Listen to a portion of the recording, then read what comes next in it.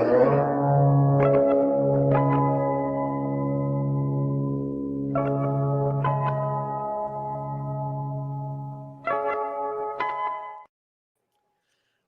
is going on, you guys? It is August 30th already of 2023. Somehow, some way, Rick Ucchino in for the birthday boy, Sean Rossap, tonight. He's out enjoying himself. Hopefully, he has turned the cell phone off. He's not working for once in his life, and he can enjoy a fine evening. I think he's out at some big concert show. I think I saw photos of Sum 41 or something that he was going out. So hopefully, he's enjoying his time. I think I speak for everybody here when we wish Sean a very happy 29th birthday, or however the hell old he is. I'm just going to take a guess. And you know what? If you want to do something nice for Sean for his birthday, for all of the hard work and great stuff that he does for all of us, right? Like, we wouldn't be here right now if it wasn't for Sean. Just subscribe if you haven't already to Fightful Select. $5 every month for all of Sean's great work, the best scoops in the business, right? And I mean, you can't even get a Big Mac and a Coke for $5 anymore. I mean, like, Fightful Select is the true value meal of wrestling media these days. Go out there and get it. It's the best $5 you can spend. Wish Sean a happy birthday by doing so. Alex Pawlowski is here as well. How you doing, good sir? I'm a little under the weather, but just like Orange Cassidy, I'm fighting through it. I hurt. I'm tired. I'm sick. Do you have a catchphrase? I'm old. I do not have a catchphrase. Well, I do actually. The catchphrase is "everything sucks," and it's not necessarily apropos for what we're seeing in AEW right now. Although certainly the backstage situation sucks. We'll talk about that, I guess. Yeah, we're going to talk a lot about that because, again, man, if you ignore history, it is doomed to repeat itself. And once again, it feels like we're in the exact same situation we were almost a year ago to this day, coming off of a big show, the biggest show in AEW history, the largest paid attendance, and that's a shoot, for a wrestling show ever. And we're talking about CM Punk pancaking somebody and putting somebody in a chokehold before his match. We'll talk all about that. We'll run down the entirety of the show. Get in your super chats, get in your humper chats, send those in. We will, if you want, go off in the comment section as much as you want. If you want your comment guaranteed to be read on the show, it's got to be in the form of a super chat or a humper chat. Like Tom Livali here saying, nice to see you, Rick. Nice to not see you, but I'm glad you're watching. And he says, Alex, hope you are healing somehow. Jay Denson saying, shout out to the Fightful Faithful and the SGS, and to Alex for giving the best takes in wrestling. I was wondering, why is Athena the only Ring of Honor champ never on Dynamite or AEW pay-per-views? Is he missing something there, Alex? No, she's not missing anything. I don't understand why she's not. Like, I mean, she's got to be male or female in your top 3 wrestlers of the year right now. She's doing amazing work. She's doing fantastic stuff over in ROH, and they seem to be bleeding more and more stuff from ROH into AEW, but never Athena. And I question why, because she's just outstanding and at the top of her game, and it sucks that she's doing it weekly to an audience of, like, you know, a couple thousand subscribers to Honor Club. Yeah, man. Look, and it's another one of those things that just kind of adds on to the ongoing theme of lack of time, lack of just almost seeming like the women's division is never really the top priority, or never even really a priority. I mean, even going back to All In, which I think was incredible from start to finish. You had one women's match on the card out of 12 for the night, and outside of the 2 buy-in matches, it was the shortest one of the night. Like, they gave all the ladies the pomp and circumstance. They spent a ton of money on songs. Like, they made it up like it was a huge deal, big moment for Saraya, but still it got the least amount of time on the card when it's the only women's match. Like, did you do that on purpose? Because Tony's big answer when he was asked about this is, well, it was all about pacing and everything was paced out perfectly, and gave us the Triple H answer of you couldn't really add another match on this card. You could have, though. You really could have. Like, I don't know. I just if you're gonna have one women's match on the card, maybe make sure it's like somewhere in the middle as far as like time restraints are concerned, because you're just opening yourself up to more of those questions. Particularly if it's a 4-pack. Usually those last a little longer because you have an opportunity to stretch things out when somebody's on the outside. Everybody, like, you have an opportunity. It's what, Sure. like 11 minutes? Was that what it was? 11 minutes? And it just No, it was 8 minutes and 45 seconds. Wow, man. Even worse. I think it was because I'm not sure on the Trios Championship match. It might have been the only one that on the main roster that did not get double-digit minutes. Yeah. Not great. Now, I remember All Out last year thinking that Athena and Jade Cargill did not get anywhere near enough time. And it turns out they had more time, and they just ended the match short. So I don't know if it's a situation like that where they had more time and the match just naturally ended where it did, but I don't know. I try to look at things from all sides, but it is what it is. So far, I think we only have one women's match on the card for All Out as well. So maybe we'll get another one. Maybe. Alex, I look at this card, and we'll get to CM Punk and all of this stuff, but that happened on Dynamite tonight. But I do want to take a moment to look at this All Out card. It was kind of a thing that I think a lot of us were worried about, doing All In, big show, a week ahead of All Out. On paper, like, this card seems fine. There's some really great matches that are going to happen on this card. I think Luchasaurus and Darby Allin's going to be great. Orange Cassidy and Jon Moxley intrigues the hell out of me. Kenny Omega, Kenosuke Takeshita, Bullet Club Gold versus FTR and the Young Bucks, like we found out. Adam Cole and MJF are going to be defending their tag titles. Samoa Joe is going to be on the card. I'm never going to scream at that, but it just feels like there's something missing from this card. Well, the thing that's missing, almost certainly, is CM Punk defending the real world championship against Ricky Starks in Chicago. That, to me, is what is missing. Like, I'm almost certain that was the plan for the main event of All Out. I don't think MJF was ever supposed to defend his belt 2 weeks in a row, because the only thing you can really do in that kind of time is just do a straight rematch from Adam Cole from 1 week to the next. And they didn't set that up at all. So you're not doing that. So you're doing something else with it.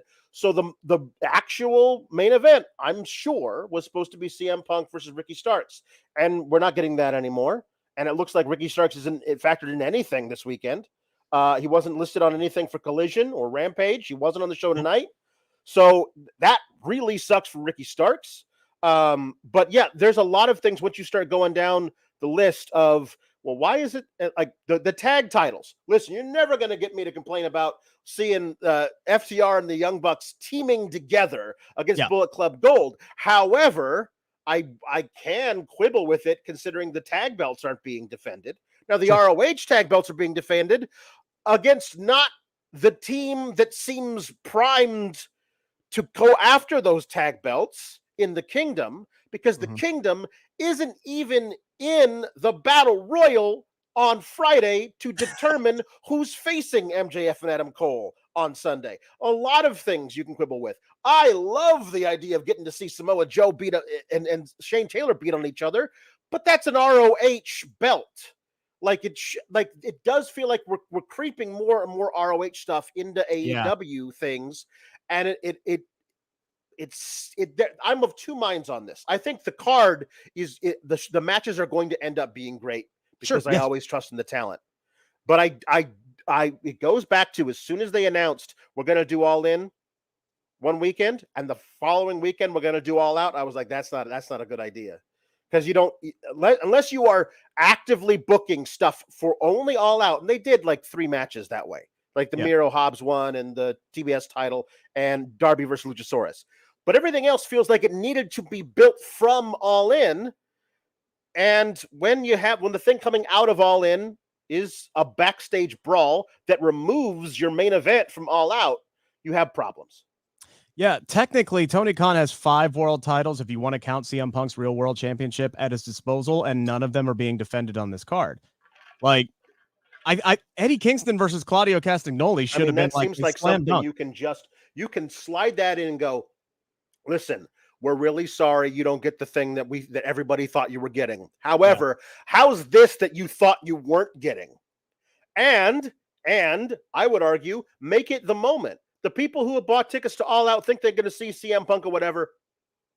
If you actually have Eddie Kingston beat Claudio in at All Out like that after that incredible decade plus of the story, if the culmination is there, people will forget about the thing they didn't get to see and will be raving about the thing they thought they weren't going to get to see, but they did. Caden Lee saying, this card is making me reconsider my travel plans. Jay Denson I don't blame you.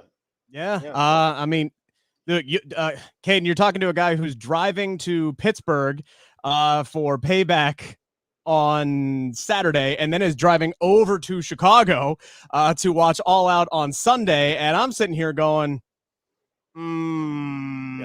I don't know if it's worth the drive, but I'm going to go anyway because I do love going to live shows anytime that I can. Jay Denson sending in a humper chat saying, shocked there was not heavy and rabid Punk chants tonight. Triple Canadian Destroyers tonight, and Brian Keith on TV finally. Saraya also wrestling 4 times this month. Guess she's doing better. Also, Sheeta versus Britt and possibly Tony versus Saraya for All Out. I gotta believe, just going off that last one, Alex, I gotta believe there's gonna be another women's matchup. Something, it was teased tonight with Sheeta and Britt, which we'll get into. Saraya possibly even defending her championship. That's an easy world title match you could do one-on-one with Tony possibly. They announced that the trios match for Collision on Saturday. Maybe they add something here last minute to kind of boost this card up. You got to get one of your world titles on this card. Yeah, that's a tough one. I don't know. I'm looking at what they're doing with certain things, and I think it's a no-brainer to try and figure out a way to get Saraya versus Toni Storm one-on-one. But I don't think you can actually do the trios match they're doing on Collision. Saraya wrestling in back-to-back nights just feels like she's doing more, but still she feels very brittle.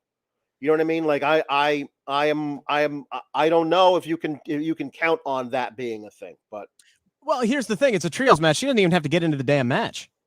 Right. She can just stand on the apron, pull the Ronda Rousey. If that's what we're gonna do. Yeah. I mean, also that they actively broke up the Outcasts. Yeah. Like Toni Storm talking about now, I don't have any friends. Yes, you do. Anybody. Yeah, yes, you do, says Tony Khan. You're tagging with them. You'll still have friends because I put you in a trios match for Collision, which doesn't make a lot of sense considering the build they've been doing and actually having Tony saying that she doesn't have friends anymore. So it's Jamal throwing in a super chat saying, so no world title, women's world title, or tag team titles being defended.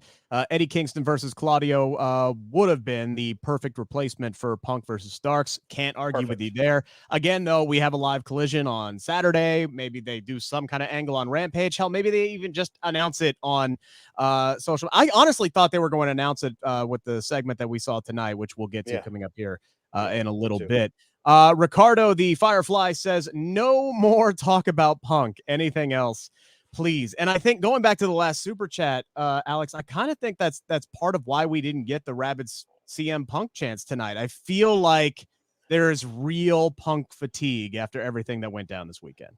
Even in Chicago, I mean, I certainly thought we would hear a smattering of it because listen, just scrolling through X, all I can see there's a very vocal sub-minority of absolute like Punkistans, like that believe the man can do no wrong. There's a giant conspiracy against him, don't you know? And I would think that where those people would be most prevalent would be in Chicago. And if we're not getting a vocal CM Punk stuff, or if they were incredibly good at drowning it out with whatever production stuff they were doing, it did feel odd. And here's the thing: I am perfectly willing to not talk about Punk at all from here on out for the rest of the show, if you super chat, humper chat stuff for us to talk about, I'll do it. I'm perfectly fine moving on, because guess what? That's what AEW has to do, at least in the short term. They have to move on and do something different this weekend. Yeah, and I'll say this much, because Sean put out another huge rundown on it tonight. Again, Fightful Select, $5. If you want to check out what Sean reported, I mean, ran down everything from what allegedly happened from Punk's side, what allegedly happened from Jack Perry's side, the Miro Punk thing, what Tony Khan actually saw. Did he get hit with monitors? It was all right there. It's just mind-boggling to me that this would happen moments before the opening contest of AEW's biggest shows, that Punk would allow that to get under his skin that much, that he would allegedly do what he did and confront Jack Perry. It's mind-boggling to me. And the person I feel the worst for out of this entire thing is Ricky Starks, because Ricky Starks is the one who's getting screwed over the most out of all of this, because he was going to have this big match along with the fans of Chicago who wanted to see CM Punk, and it doesn't look like that's going to happen all out weekend. So I'm sure Tony Khan is going to get asked about it tomorrow. He's going to be doing his all out media call at 2 p.m. Eastern time. I'll be on it. I believe Sean Rossap is going to be on it as well, or somebody from Fightful will be on it. So we'll see what Tony has to say, because I'm guarantee you he's going to get asked about it. Continue to send in your super chats and your humper chats. Eloquent saying the build always lacks, but shows always deliver. I don't know if I go with the build always lacks, but I will say most of the time they definitely do deliver as far as in-ring is concerned, is for sure. Mordecai saying there were signs that mocked Punk in Chicago. Yeah, that's how tired they are. I did see the one. I forget what it says. It was like something about Punk, like always having fits or something like that. I can't remember what it said verbatim, but yeah, I thought that one, again, a little bit surprising. Matthew Hook says Shibata Kingston versus Claudio Yuta all out now. Oh, so did we just get a they got a little thing announced. So that's good. That'll be a good match. It's certainly not Kingston versus Claudio, but maybe we're getting Kingston versus Claudio at Grand Slam or the next ROH show. The one that I've always been thinking is just an easy slam dunk is Moxley beating OC at All Out, and Kingston versus Moxley at Grand Slam, and you have Kingston win that match versus Moxley in New York to that incredible ovation in that amazing place. Seems like a slam dunk, but whenever I throw up the alley-oops, Tony Khan never seems to go up and want to dunk it. So I don't know. Does Tony have hops? Can he jump up and dunk it? I don't know. I mean, I'm not sure. Let's talk about Jon Moxley and Orange Cassidy. I would not like. Here's the question about this all out. Like, what's your main event? Like the way that the go home angle was set up tonight, I feel like this is it. I feel like it's Moxley and it's Orange Cassidy. And as much as I can sit here and I complain that we don't have world title matches on the card this weekend, the fact that the TNT Championship and the TBS Championship and the international title are going to get major showcases, I am a fan of that. Tony Khan is doing a good job right now of making all three of his men's singles titles, the ones that count anyway, feel like they mean something. Especially with Orange Cassidy tonight. We get to open the show, Alex. We get Mox versus Commander. I thought this was a pretty good opening contest. I give everybody who wrestled, especially in the Stadium Stampede match on Sunday, all the credit in the world for going out there and performing again tonight. Just 2 days later, you had travel issues. Tony Khan said he had to reshape this card tonight because several people came down ill. Also, people have been given time off, for the unfortunate situation surrounding the passing of Bray Wyatt. So there was a lot of juggling and shuffling that Tony Khan had to do tonight. And I think he delivered a pretty good show. Moxley gets the win tonight with a rear naked sleeper that he went into the Juju Katami and forced Commander to tap out. What did you think of the opening contest tonight? I liked it a lot. Commander was got a lot more offense in without having to resort to rope walking stuff. He still did it, but a lot of it was like I did not have him doing the elevated gut buster. That was a really cool thing that I did not think that he was gonna do. having him come out with Abrahantes, like that's like another little thing. Like if Phoenix being written out of this angle for All In, but he's still around. So like maybe that being kind of a trios thing if Pac is out for a while. The Death Triangle being replaced by the trio of Penta, Phoenix, and Commander, I wouldn't have a problem with. I love watching all those guys work. They're all different in different ways. This match was a lot of fun. You knew Moxley was winning. I did appreciate Commander saying, you're not going to choke me out. I'm going to figure out a way out of this. And Moxley being like, well, screw you then. I'm going to break your arm. And Commander immediately tapping out like, nope. I don't want this. Yeah, I wasn't ready. I was not prepared. I was not ready for this one.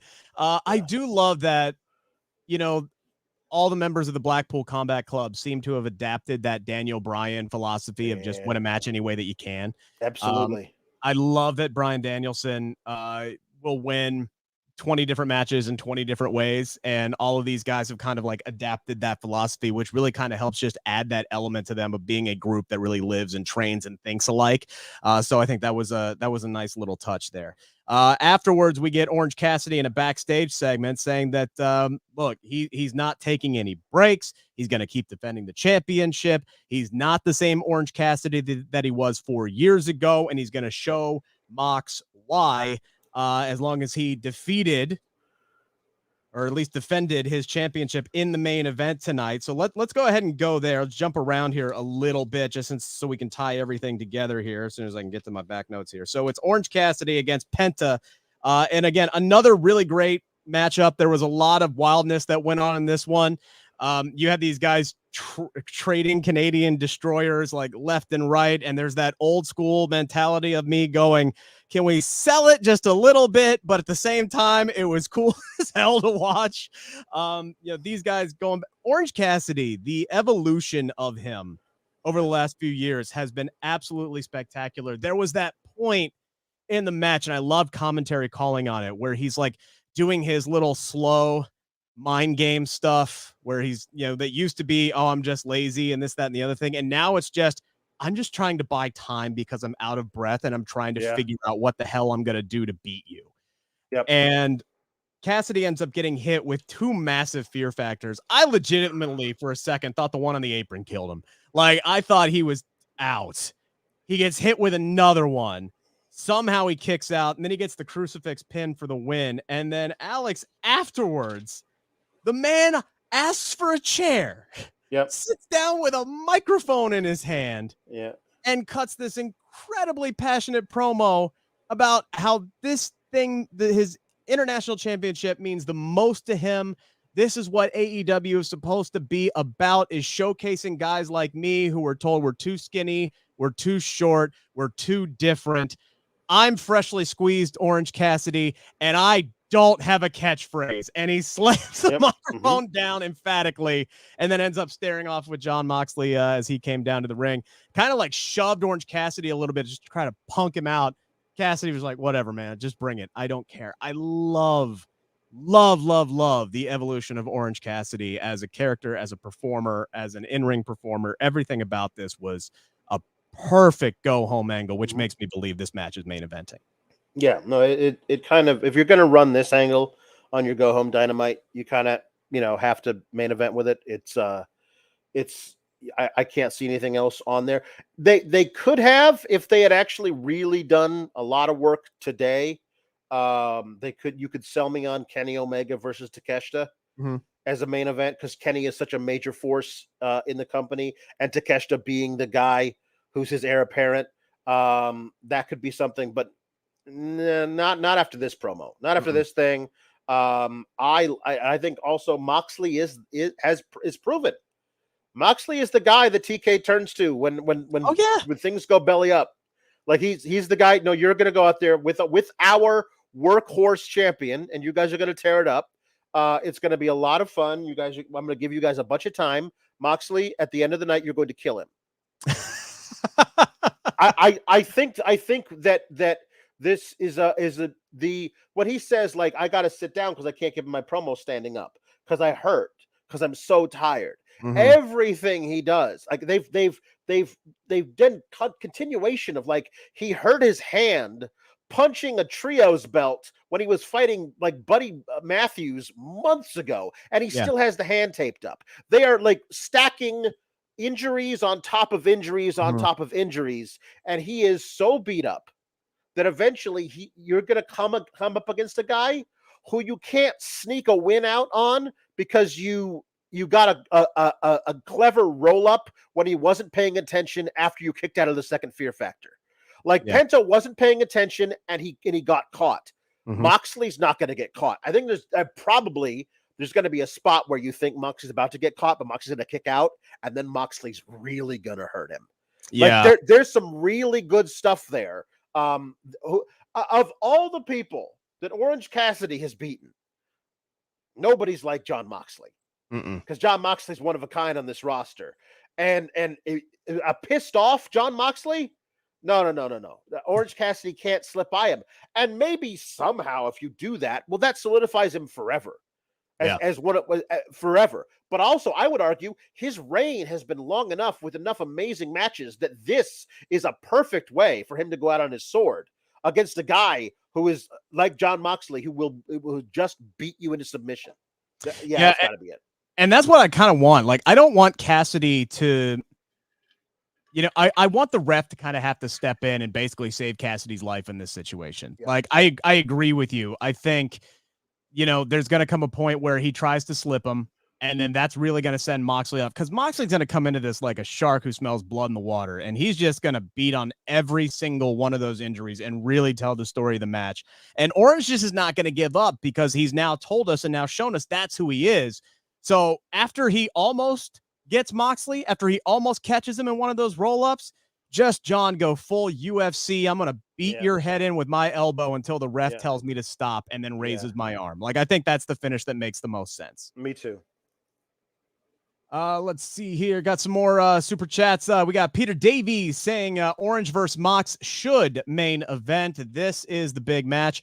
Orange's promo was great. Great match again tonight. When things go wrong, like Alex said, TK turns to Mox, and now he is turning to Orange. Coy Stalling saying Orange Cassidy top 5 wrestler of the year? Question mark. I don't know. Alex. Yeah, I don't know how you couldn't have him right up there. He's the different opponents he's faced, the different styles he's wrestled. Just as I say, I love the gimmick of this is the guy who's going to go out there and he's just literally stacking injuries on top of each other, and he's selling stuff from weeks, months ago in current matches that will then, whatever happens in this match will lead to the next one. I think that's great when you have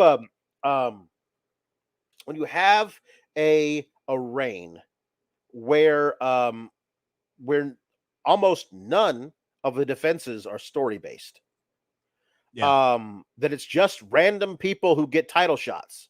The success of it depends entirely on the uniqueness of the champion and what he can do. And that's why Orange Cassidy has knocked this out of the park. So many times people will look at different reigns throughout and go like, yeah, but there's no stories for these things. People just being booked into these matches. The matches are always great, but I don't know, there's something missing. And the something missing is those people who are champions are not Orange Cassidy, who finds a way to make every match unique and keep him moving through this. The story is him. And all of these people are chapters within it. And finally, he has found the through line to lead to his demise as champion, I think. And I think it'd be great. Yeah, 100%. And look, again, the evolution of Orange Cassidy has been great. To go from a guy who first got there, who had to be like begged into trying into his matches, and now he's the guy who's saying, you're going to have to kill me to take this championship from me? Yes.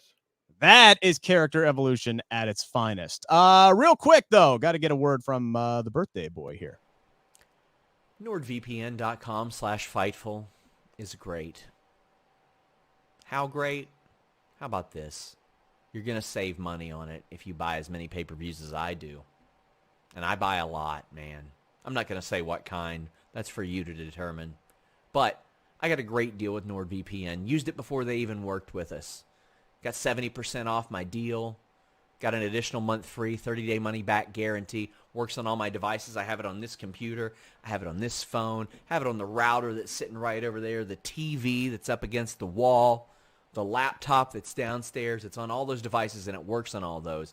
And I can do that and have online threat protection, avoiding pop-up ads, malware, all that stuff. Online trackers. But you can change your virtual location with just one click with nordvpn.com/Fightful. Subscribe to services overseas or get those pay-per-views at the international rate. Check it out, nordvpn.com/Fightful. Thank you so much, Sean. We appreciate everybody who is tuning in tonight on the AEW Dynamite review show. Rick Ucchino in for the birthday boy tonight. Alex Pawlowski here. As always, make sure to get your super chats in, get your humper chats in. Give this video a like, by the way. If you haven't subscribed yet to the Fightful YouTube channel, please go ahead and do that as well. Believe me, it is worth the quick little click. And those thumbs up, by the way, if like all 855 people, now 56 people give us a thumbs up, my goodness, that just really drives up our viewership, and we really greatly appreciate your support. Got a super chat here from Andrew H. Apologies if I don't get the reference. You may need to help me out on this one, Alex. Glassy Freddie Blassie, we not playing this anymore? Question mark. Yeah. Tuesdays we do puns on the post NXT show with me and Kate Elizabeth. Last night was glass puns, things made of glass. We had a couple of mirror references, which were really fun. And Glassy Freddie Blassie is one of my favorites. Thank you. Okay, gotcha. Okay, that makes total sense now. I get it. I'm sitting here and I'm staring at this, and I'm like, I know. I don't get it. I don't get it. I'm gonna ask it, and hopefully you have the answer. And I'm glad we are an acquired taste. That is for sure. Last night I was just exhausted and passed the hell out is what I did. Backstage at All In, we see FTR and the Young Bucks. The Young Bucks are soaking in their loss on the evening. FTR breaks into the locker room there and asks why they were left hanging. They wanted to show some respect. Young Bucks took off. Young Bucks basically say, look, man, we were disappointed. That was our bad. Heat of the moment, got to them. And I actually kind of liked this, right? Because it made it seem like the rivalry was going to keep going. There was some bad blood there still. And really, it just turned out to be a human nature kind of thing where it's like, look, we were pissed off. The moment got the best of us. We were embarrassed in front of 81,000 people is what it is. And then you get Bullet Club Gold, who interrupts, cardboard cutout in hand. And that sets up this big 8-man tag match. Look, if you're going to try to pad a card because things have had to change, injuries and circumstances like this, I understand being a little miffed that the tag team titles may not be on this card. I ain't mad at this. I ain't mad at this 8-man for sure. No, and because of all that history you have between FTR and the Bucks, this is my kind of can they coexist match. Yeah, sure. But it should be a lot of fun. It's going to be a crazy AEW 8-man tag. And listen, I was not the biggest. Lord knows, I was not the biggest fan of the Guns, of the Ass Boys. But they have really, really started to show me something. I love them as part of the quartet with Juice and Jay White. So this is one of the matches I'm looking forward to the most on the card. And if like the concept of FTR and the Young Bucks teaming up was not even on my radar before tonight, and I'm so happy to see it. Yeah, I can't agree with you more on the Guns, man. Like I always felt like there was some potential, there was some talent there, but there was like nothing that really seemed to fit. They didn't fit in with their own dad because they're like different. They look like their dad, but they're very different from their dad at the same time. So who would have thought that Billy would have mixed more better with the Acclaimed, and then the Young Guns mix in better with Jay White and Juice Robinson? But it does, and it's all about just kind of finding. Good on Tony Khan and the creative team over there at AEW for finding a puzzle that the Guns fit into nicely, and it does. Bullet Club Gold is working. Yeah, 100%. Absolutely. We get a recap of Saraya's win at All In, beating Tony Storm using the spray paint, and then we get a backstage segment with Renee and Tony Storm, and Tony is distraught, is the best way that I could put it. She says she's happy for Saraya, but that she went off script from her performance, and Tony's performance anyway at All In. She can't trust Saraya. She can't trust Ruby. She can't trust Sheeta or Britt. Paul Turner should be sacked, Alex. Yes, he should be and sacked. then she says All In went tits up, which almost made Renee completely break. Yeah. And then Tony storms off and chucks a shoe at Renee. I could not love this segment anymore. I adore what Tony is doing. It makes me interested to see this trios match on Saturday after I get to watch it back, because I'm going to be at Payback, which is happening at the same time. But man, whatever Tony, this whole thing that Tony's doing is just working, and I hope she continues to do it for a long time. It is one of my favorite gimmicks running currently anywhere in the world.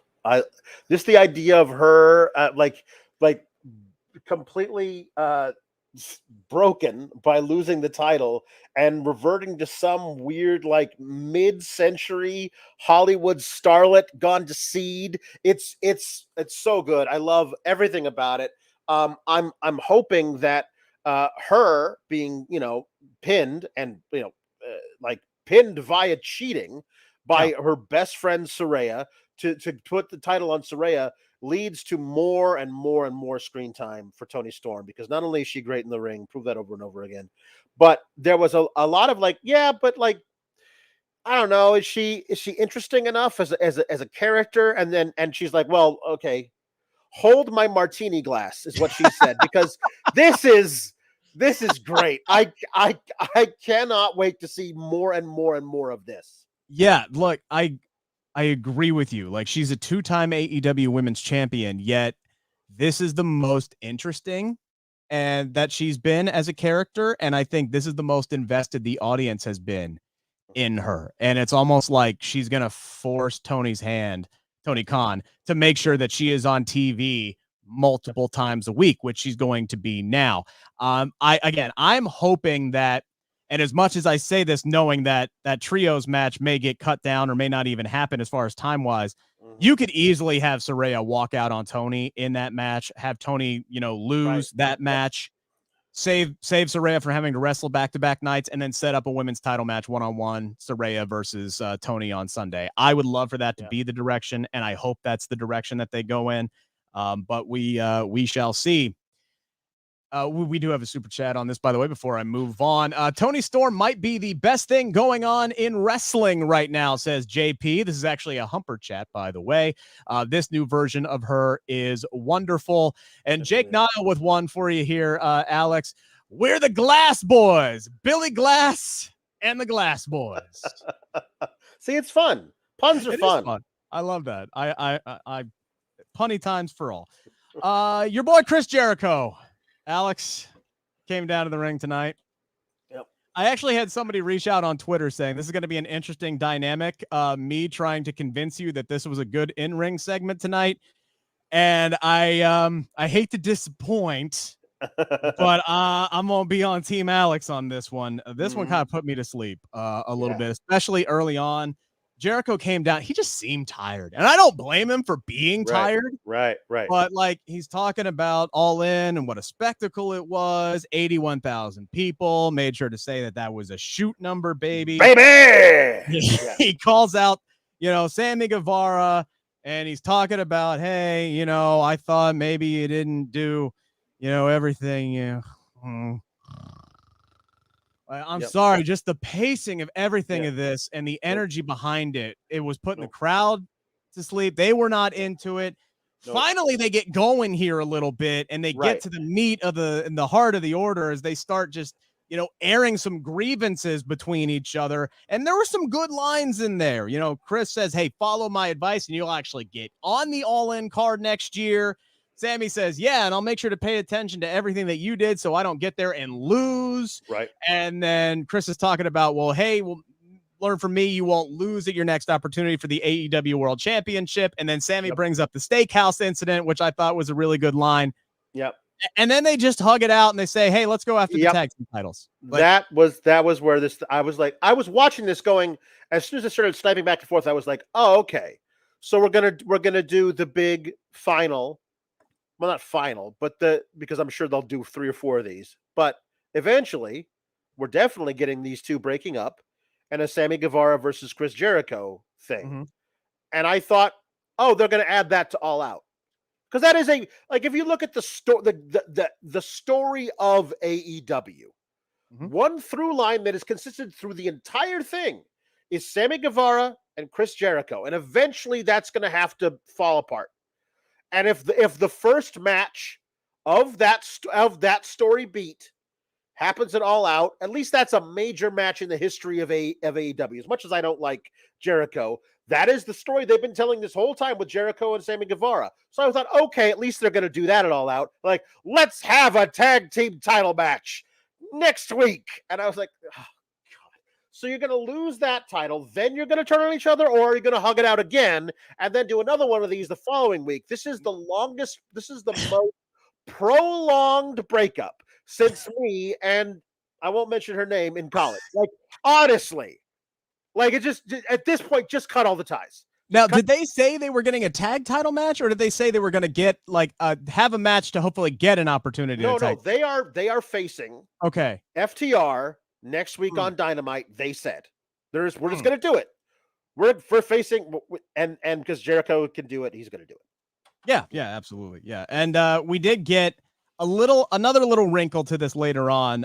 Renee Young was backstage with Sammy, and before Sammy could even talk, they're interrupted by Don Callis. Don Callis says, "Hey, it's hard being Chris's friend," calls him a sociopath. And then Sammy, and then Don says some weird line. He's like, "Oh, by the way, I heard you were pregnant. Hey, congratulations. I just found that out." And that's when Sammy basically told him to shut the hell up and get lost. Even this was kind of weird. Like, I know Don is trying to interject and like, that didn't make sense to me, because Don interjecting should only happen when those two are at their strongest, not when they're already like pretty much at the point of breaking, unless he's just trying to be the final push. I don't know, man. It just feels, just do the thing. This is the problem that I think, that the overall problem I think I have with Tony Khan is, so many times it feels like, oh, hey, great, you've set up this thing we all want to happen. Let's do it. And then he just doesn't do it. And like, for example, I mean, I think eventually we're going to get it, but everyone was super ready for Jamie Hayter versus Britt Baker. They just transferred the title over to Jamie Hayter and had Britt Baker not have a problem with it at all. And we just moved on. Everyone was super ready for Daniel Garcia to turn on Jericho. And then he didn't. And it was like, no, I actually still love this guy for no reason. Like, everyone was super ready. We're still super ready for Keith Lee versus Swerve 2 years ago. And we still haven't gotten any resolution to that. So this is the thing for me, is like, if you don't unnecessarily prolong things when you have an opportunity to do them, because you never know when they'll just like not be able to do them. And then 2 years later, we still haven't done them yet. Yeah, case in point. Remember when they decided to go ahead and do Charlotte and Ronda Rousey at WrestleMania, because you could definitely do Ronda and Becky the following year? Yeah. No, yeah, how'd that work out? No, we did not. Yep. Hey, Alex, turns out Tony had something up his sleeve. Yeah, after apparently all. He did.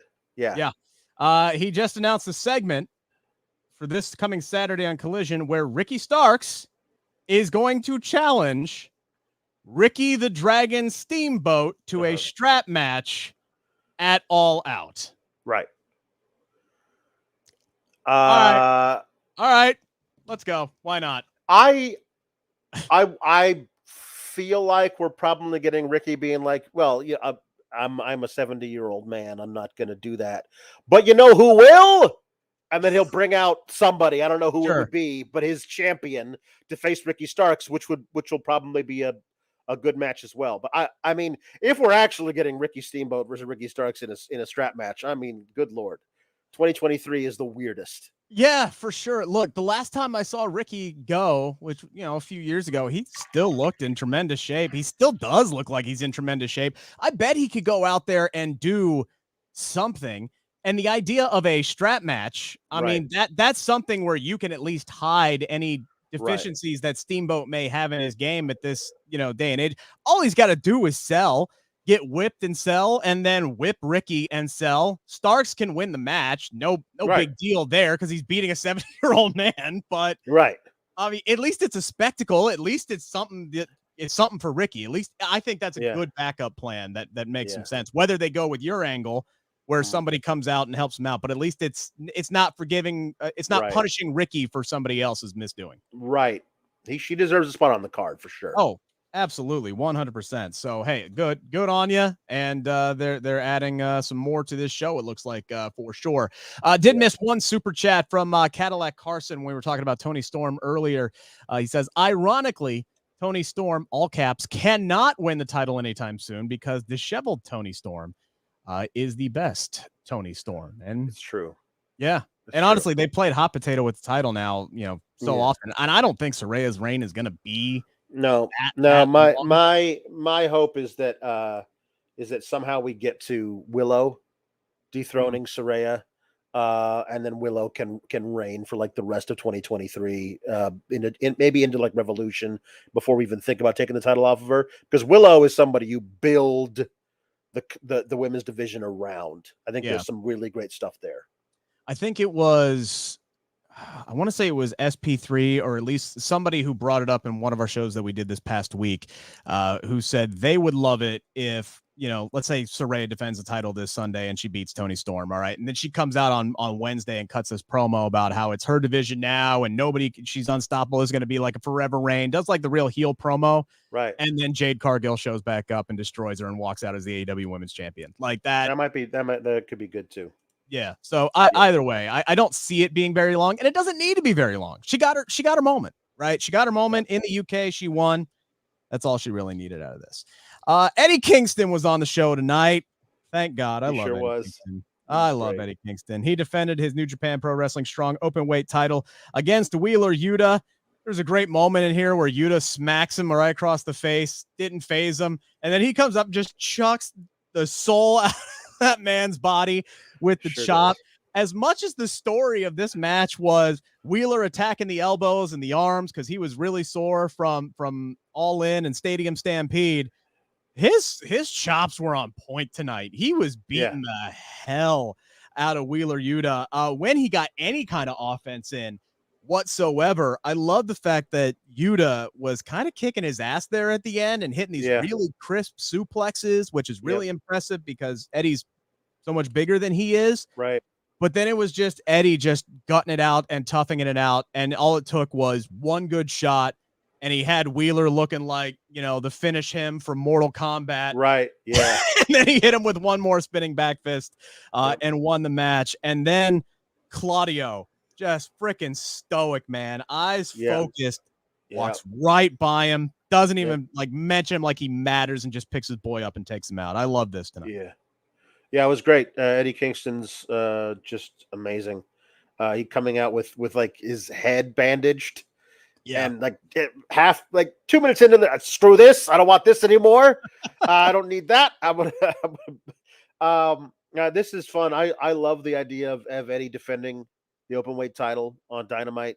Yeah. He's just the way he moves to the ring is always like a power walker. He's just doing this, and he's dragging the belt behind him. I love the visual of that. Him and Yuta. Yuta is such a fun dude because like he's the little shit in the group. But he can hit really hard. He's just smaller and younger than everybody, and he's gonna get to that point where he's gonna be one of those guys training with Mox and Claudio and Danielson. That is a cool chapter of his career that they'll look back on when he's a multi-time world champion and be like, this is what built that. I love it. Yeah, and speaking of Eddie Kingston, if they just want to make it a tradition to have spots in like Stadium Stampede or any of these like major kind of chaotic matches where he is just bleeding, desperate, and walking down to the ring like the only way he can kill Michael Myers is by blowing him up. Like if you just want to keep doing that and having that spot, please make it a tradition. But the thing that they're going in reverse. I mean, I know the second one was a tribute to Terry Funk, but gas can to barbed wire chair. Let's get it back up. Next time, a stick of dynamite, a lit stick of dynamite. Come on, let's do it. Eddie's gonna go. He's gonna take you out. He's gonna take the entire arena with him. Let's go. Come on, like Eddie. A flaming torch like the orc in Lord of the Rings. Yes. Yep.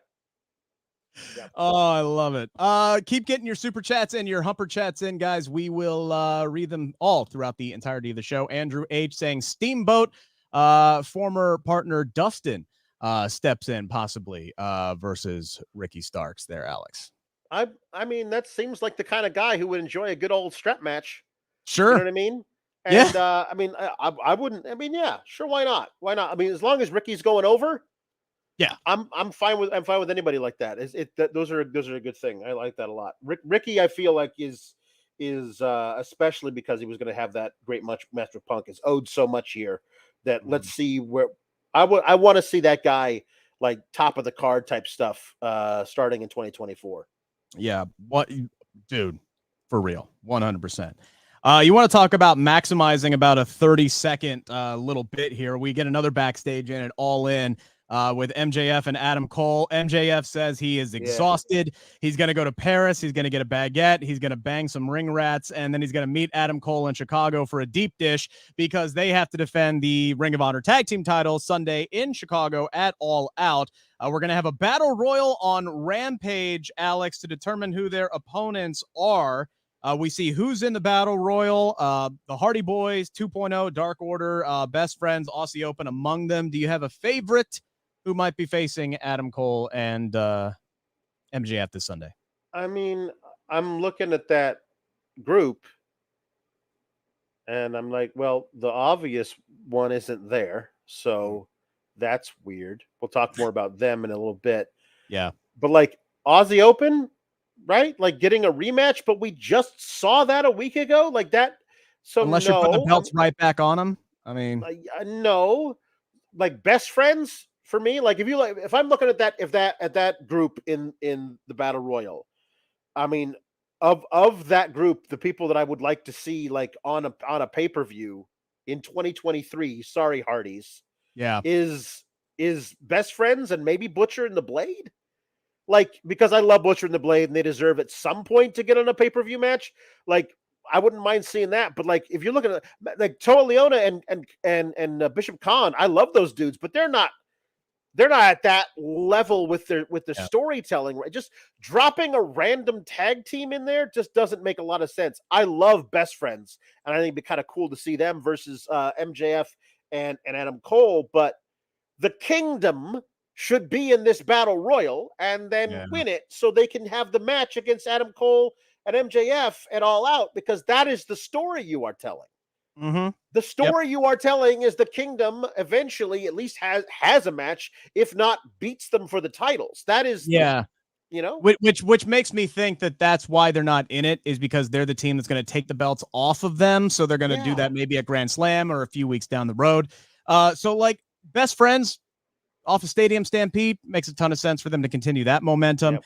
You just had the Dark Order win a match on Collision last week, so they look refreshed and rejuvenated, and I think that would be a great spot for them as well. But also, if you're Tony Khan and you're trying to put together the biggest show that you can on the last minute, the Hardys are the marquee team there. I would not be surprised to see the Hardys win it. I mean, it's just not the same.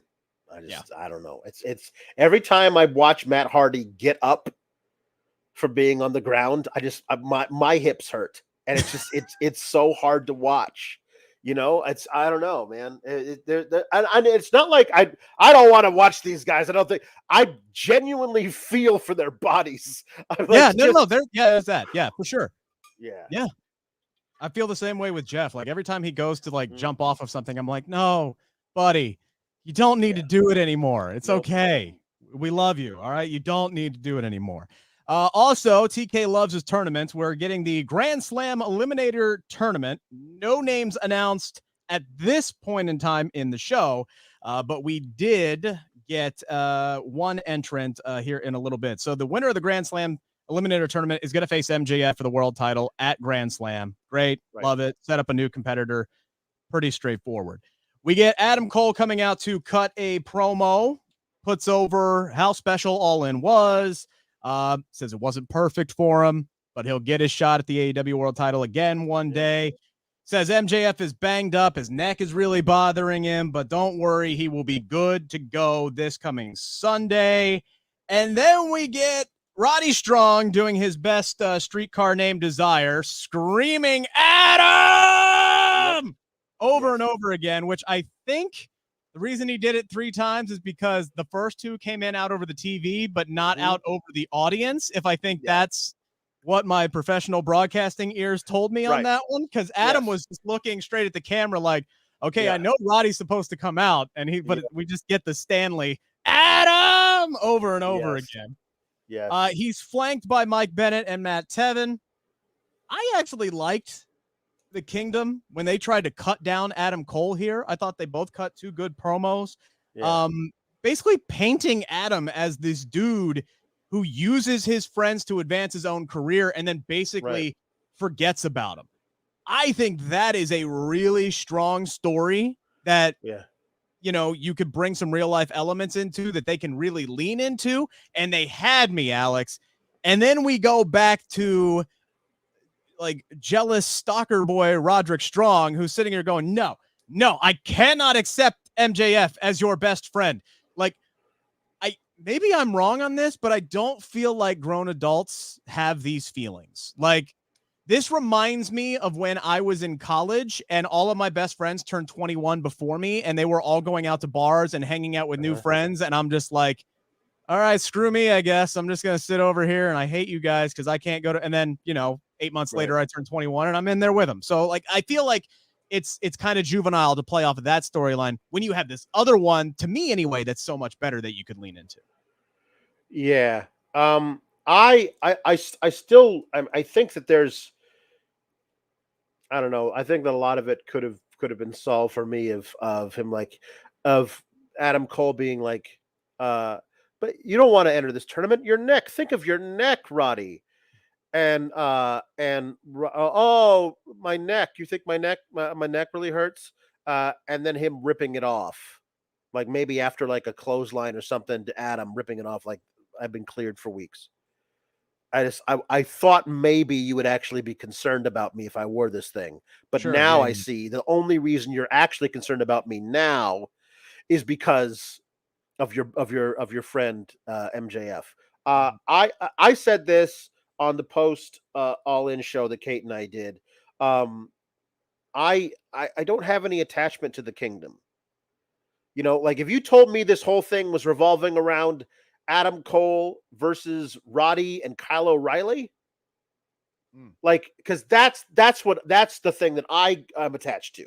The Undisputed Era of Adam Cole and Roddy and Kyle O'Reilly, and now this new friend of MJF and Adam Cole having to choose between that. Now, that being said, I thought that both Taven and Mike Bennett did a fantastic job with their promos, leading out why they feel this way about Adam Cole. But I still don't have that innate connection to them because I wasn't watching ROH at the time that they were doing that stuff. So I like the idea of Roddy just now being unleashed into this tournament and winning all of those matches. Yeah. And Roddy Strong versus MJF and Roddy pissed off. That's good. That would be a great match at Grand Slam. I don't know if he's going to win the tournament, but I love the idea of it just solely by itself. Yeah, I think he's he's the only guy we know who's in it, so he's the favorite by default. But I feel like whoever's in it at this point, until I see the bracket, I think he's got to be considered the favorite because that's the story that they're telling right now. Let's see, Jake Nile with a super chat saying clarification. Starks is going to All Out to challenge Steamboat, meaning someone else will probably accept. I don't know, because I'm still looking at Tony Khan's tweet that says that Saturday night on Collision, Ricky's going to be there to challenge the Dragon to a strap match this Sunday. That's the last tweet that I saw from TK. So I don't know if he saw something else, but that's just what I'm going off of, is what Tony Khan's latest tweet said. Bizarro Big L with a humper chat. Thank you very much. Says, sup guys, putting my Bizarro theory out there, how OC would retain. Say Best Friends and Eddie can deal with the Blackpool Combat Club, but who can stop a curse, nut shot, from Danhausen. A long shot, but then again, we get things like, the Pats cutting every QB except for Mac Jones. Good idea. I'd love to see Danhausen back, and maybe that is, possibly he plays a role in it. I wouldn't hate it. I don't know if it's needed, but if Danhausen wanted to show up at All Out and he's back and he's healthy, I'm not going to be mad at it. That's for sure. Not at all. Yeah. And if he wants to, kick Moxley in the nuts or punch him right in the junk, sure, let's go for it. I'm 100% on it. Mm-hmm. Scott Tilden with a super chat, thank you very much, says long-term storytelling, Elite versus the Kingdom with Adam Cole, he says, or versus Bullet Club Gold. Either way, the thing about Adam Cole is that he is the potential stablemate of so many different groups. Yeah. And everybody fighting over the services of Adam Cole, who just wants to hang out with his best buddy MJF, is an interesting little idea. But there's a lot of stuff left to be done here. That's the thing about Adam Cole being with AEW long term. There's so many connections that you can do over the next couple of years. So many feuds you can run because of that. Sure. All of those connections. Yeah, 100%. I got one more quick message here from our good friend Sean Rossap. Is your sex life stuck in developmental?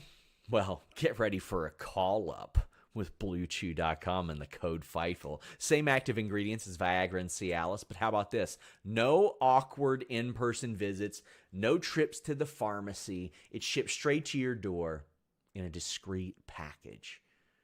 But let me tell you, your package is not going to be discreet when you use Bluechew, and the code Fightful helps give you that confidence, that performance to take you straight to the main event, if you know what I'm saying. When approved online by one of our physicians, it just arrives straight to your door. You're not going to have people nosing around with what you're doing, and right now you get your first shipment free when you use the code Fightful. Go straight to the top, if you know what I mean.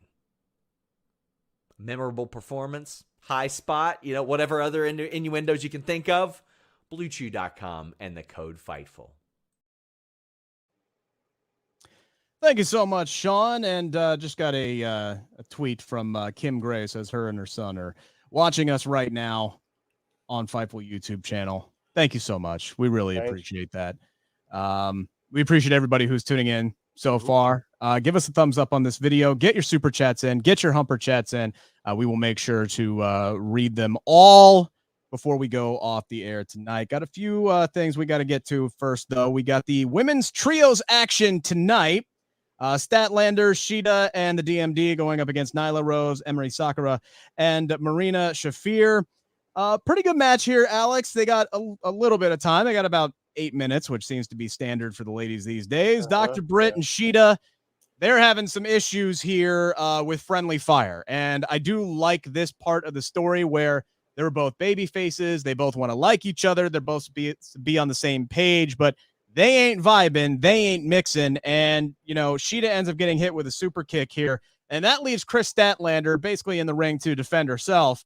And then she just goes full badass and takes out everybody, does a dive to the outside. She beats Marina with Wednesday Night Fever.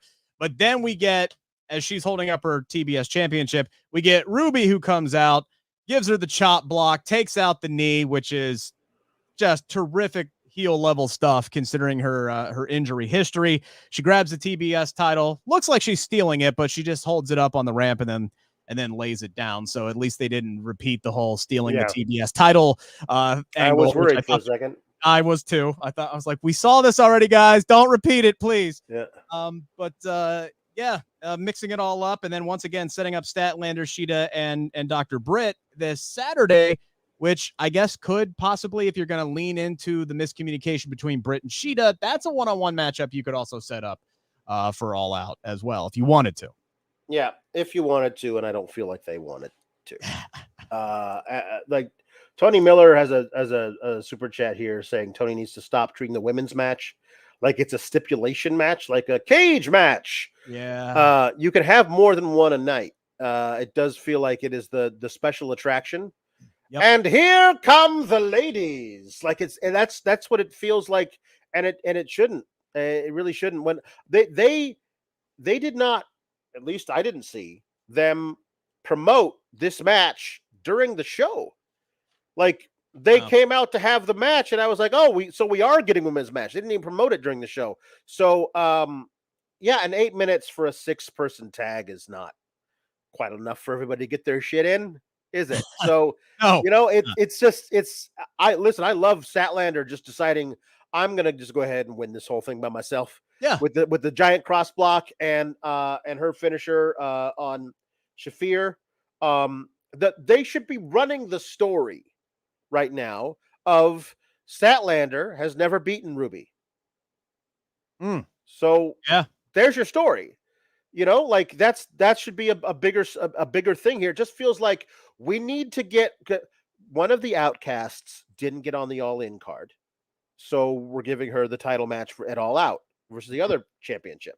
Whereas they were doing a really interesting thing, I thought, with the TBS title revolving around Mercedes, Willow, Diamante, and all those women who were doing stuff for weeks on Collision.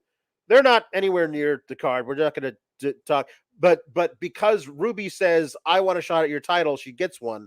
I thought when she made that call out, they were going to add her to it. So it was going to be like Chris was going to get her own fatal 4-way defense versus Mercedes and Willow and Ruby. And that you could really interest me in, because honestly, there's a lot of potential there for people to pin each other and become champion that you wouldn't expect. But I don't believe that Ruby Soho is going to beat Chris Statlander at All Out. So it does feel like the one women's match we got on All Out feels like it's going to get about 9.5 minutes and be a foregone conclusion. The ladies will do everything they can to tear it up and have a great match, but that's some things are beyond their control. It's the booking that does it. Yep. And I was gonna say, as far as like Rampage or Collision or or Dynamite, you can pretty much set your watch to it. It's 15 minutes past the hour. Must be time for the women's match. Like almost every single week, it's that 15 to 20 minute time slot. It's just boom, there it goes. It's going to be right there. But yeah, I did like also that Chris Statlander basically went, Nelson Muntz in that episode where he's the football, he's the quarterback of the football team, and he's like, screw it, and he like picks up, I think Millhouse, and he just starts like punching him around and blocking everybody and taking it. That was basically what Chris Statlander did tonight. Yep. We got a ribbon cutting ceremony tonight, Alex. The Acclaimed introducing new trios titles. They went from Oppenheimer to Barbie here, Alex, as they go from the black strap to the pink strap, complete with scissor me action on the end of the belts there, which I thought was a nice little touch. And honestly, just a tip of the cap to the Acclaimed, who this time last year, like, were sitting here trying to, like, or whenever they started this whole thing with Billy Gunn, like, they could not even get the term scissor like on the air because Tony was so afraid of it. And now we have custom championship belts that will scissor. Yeah. That's remarkable. I absolutely loved it. And honestly, I loved a lot of this segment with Max thanking the Chicago crowd for lifting them up, because they had that great match last year at All Out against Keith Lee and Swerve, and that was a pro Acclaimed crowd from the get-go. I mean, Keith Lee and Swerve it was a babyface versus babyface match, but I mean, I was there. That arena was ready for the Acclaim to win it. And without that kind of crowd reaction, I don't know if they win the titles 3 weeks later. So him thanking the Chicago crowd tonight, I thought was a nice touch. Yeah, that was a nice touch. The ribbon cutting was fun. The pink belts are a fun little deal for them too. I mean, it does feel to me. I mean, I'm a huge House of Black fan, so I still feel like there was a lot left on the table for those guys to do. It felt like that their reign kind of like just got cut short by this story they wanted to tell with Billy Gunn almost retiring and then achieving gold, which is a great story. I just wish it hadn't happened at the expense of House of Black. So we'll see what they're going to do with House of Black from now on. Is Malachi going after singles gold, or are they going to like? Should. You want to show me Kings of the Black Throne versus FTR? I'll take it any day of the week. Also, I love. I don't know what you call it when Buddy Matthews and Brody King team together, but that's a tag team I'll watch anytime. Those guys are amazing together. I love this trio. Now it becomes okay. So what does our trios division look like? Because the Elite are doing something else. Death Triangle isn't a thing right now. There's stuff to do here. So if it's just the Acclaimed coming out and they're having a match on Collision versus Daddy Magic and Ange and Daniel Garcia, which will be fun. But is it just going to be that every week where they come out, do a rap, have a match that you don't think for a second they're going to lose? Correct. And just do that for like a few months? Because that to me is a drastic step down for the trios division. Because the House of Black and the House Rules thing, where we will accept anyone to challenge us, and you get to pick a stipulation that helps you out. That's how confident we are. I thought you could have run that for 6-8 months, and it petered out. And that's why I think about there's a lot of stuff that just doesn't feel like it gets the right kind of attention that it needed. Yeah, they really did lean into everything with Billy Gunn, and I as over as the team is, and I appreciate that. I do agree with you that they had a lot more room to work with. And unfortunately, I think Brody King came out of All In injured. He injured his hand at some point. I know there was some reporting that said that he got pissed off after the Punk thing and maybe punched something backstage, but he actually, I believe it was Sean who reported on Fightful Select, again, just $5, that he hurt his hand in the match. So we'll see how long he's out. But look, you can have them go for tag team titles. I would love it if every single one of House of Black went after the singles titles. Like, give me House of Black, like at some point reigning with Malachi as AEW World Champion, Buddy Matthews as the International Champion, and Brody King as a TNT Champion. Like, inject that into my veins. Like, just because they're a group, much like, I never understood why WWE never let New Day go after singles gold as long as they were together. It didn't make any sense to me that they would just constantly they're also individuals. They're just friends. It's not a hard concept to wrap your mind around, but for some reason, sometimes it is. So I'd love to see House of Black, go after singles gold, or Alex, we can just get the big rematch sometime down the road, whenever Brody is ready. The House of Black versus the House of Ass. Parker Hines saying House of Ass is too funny. I did like that. That absolutely did make me chuckle tonight. Missed one super chat earlier when we were talking about the ladies. Coy Stalling saying maybe Thunder Rosa returns this week. Man, I feel like the Thunder Rosa thing is like we're playing a guessing game here at this point. I know she's training now. She's getting help. Let's just get healthy, get cleared. Don't rush anything back. Whenever I'm not going to sit here and try to guess on that one. I'll just be happy and smiling whenever she does come back. Jordan Scott with a super chat saying, I need Rush's group to challenge the Acclaim, and Luis adding add Andrade into the mix as well. I mean, look, you got a big enough roster. Just develop some trios and get them going. It did feel like that's what they were building to with House of Black when they were doing that whole protracted, very long thing with Andrade, that we were going to like fold in Andrade with his buddies and then go after the trios titles there. But nope, apparently not. One final thing that I missed. We are getting Shane Taylor versus Samoa Joe at All Out for the Ring of Honor TV title. Great. Sign me up. Like anytime. The video package they played for Shane Taylor, for people who aren't familiar with his work, really put him over as like, oh, this, like Samoa Joe can't manhandle this dude. You know what I mean? Like if you watched Samoa Joe versus Punk at All In, you were like, well, Samoa Joe's just gonna swing this dude into the facing of the announce desk. Like he could not be less bothered by Punk's strikes or anything. But you see Shane Taylor and you go, well, that's a different kind of match. That's interesting to me. However, it is an ROH title, and we haven't seen Shane Taylor on AEW programming like maybe once or twice.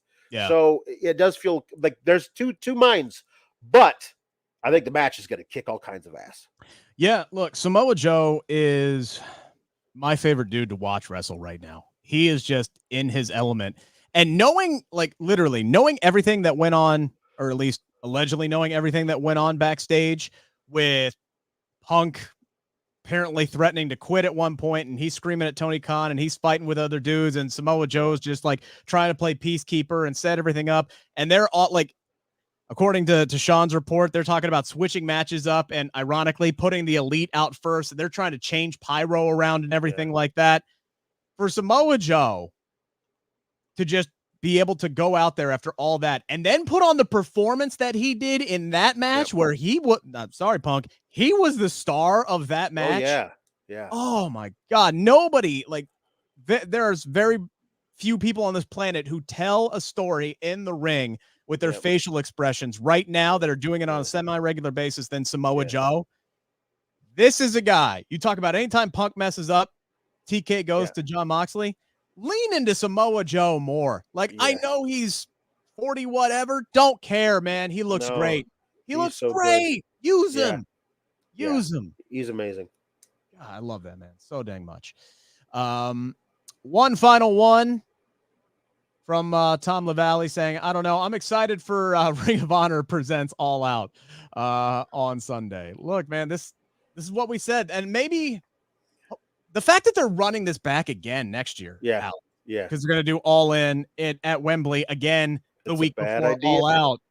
I mean, Tony's doubling down on it. So look, maybe he sees where, his error of his ways and certain things is setting up the card. Maybe he does a better job of setting things up better next year.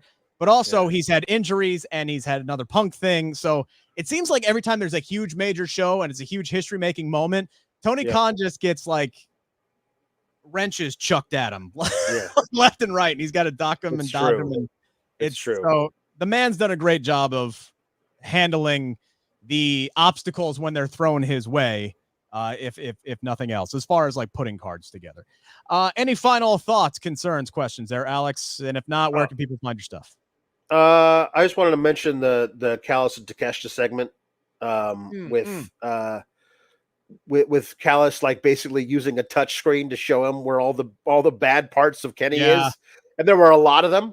But Takeshita and Kenny, I think, like, it does feel like it's one of those things that Sneaky gets the most time on the card, and just those two guys, they have a match that, like, out of everyone's kind of anticipating it, but not as much as I thought they would be. When Takeshita turned on Kenny, I thought everyone was like, we're going to build to this eventual singles match that is going to tear the house down.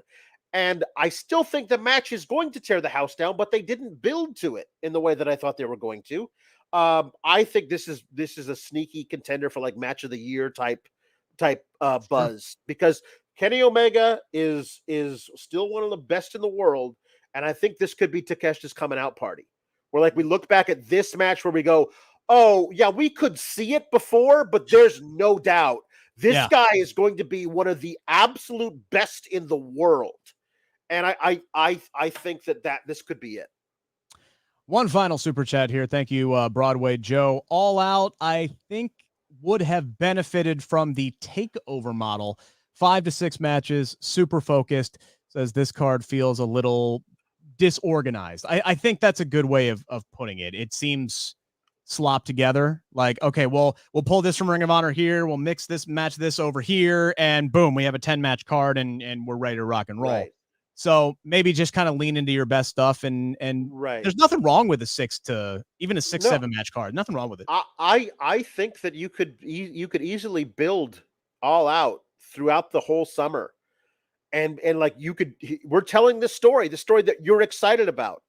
You're going to get to see it on All Out, along with 4 other stories we've been building all summer. All In can feel like this giant celebration of wrestling with a bunch of dream matches, but the story-based thing can be all out with like 5 or 6 things that we're really looking forward to. Those people have all in off, so they don't come in banged up, so we don't lose somebody to an injury or to, I don't know, a fight backstage. And then we can just have that being something we built to all summer. Sure. I think you could do that, but I don't know if that's what they're going to plan on doing. All right, Alex, fun as always. Where can people follow you? You can find me on the X at Alex Sourgraps. And this weekend we got I'm going to do a Rampage watch along while talking about whatever happens on SmackDown. Then Payback, post Payback, and we'll also probably talk about what happens on Collision. Me and Kate will do that. Then we're going to do All Out on Sunday. Right back again Monday. Talk about the post Payback Fallout on Raw. Tuesdays, we got the NXT show. Wednesday, right back here with Sean. It's going to be one of those 7 shows, I think, in 6 days for me stretch. So gotta take my zinc. All right, everybody, study that. There's going to be a pop quiz tomorrow. And then myself, you can follow me on Twitter or X, whatever the hell they call it now, at Rick Ucchino, RICKUCCHINO. Got the Believe in Pro Wrestling podcast channel that I do with SP3. That's spelled BLEAV. Would appreciate a subscription over there. We go live every Tuesday at 2 p.m., which we'll be back doing that live this coming Tuesday. Also going to do a massive all-in Payback prediction show with Graham Matthews, a Bleacher Report that's going to be coming out on Friday. And then, of course, right here on Fightful's YouTube channel, the Collision post show with Iridian Fierro and Cresta the Star, the 2 stars of the show. I'm there as well. That is every Saturday at 10:10, unless it's like this Saturday when there's Payback going on at the same time. So there's actually going to be a delayed show. I believe Cresta is going to be doing it. I don't know with who, but it's going to be on Sunday morning, Sunday afternoon. And Iridian won't be there because she's going to be in Chicago. I'm going to try to call in as I'm driving from Pittsburgh to Chicago because I'm a freaking maniac. But either way, we will be there. We will have Collision covered for you. We appreciate the support. Make sure to give this video a thumbs up. Make sure to subscribe to the Fightful YouTube channel and subscribe to Fightful Select. $5 for all the best scoops and all of Sean's great work. Make Sean's birthday a happy one by subscribing to Fightful Select. Alex, been a blast as always. Good, sir. Sean should be back next week. Take care, everybody.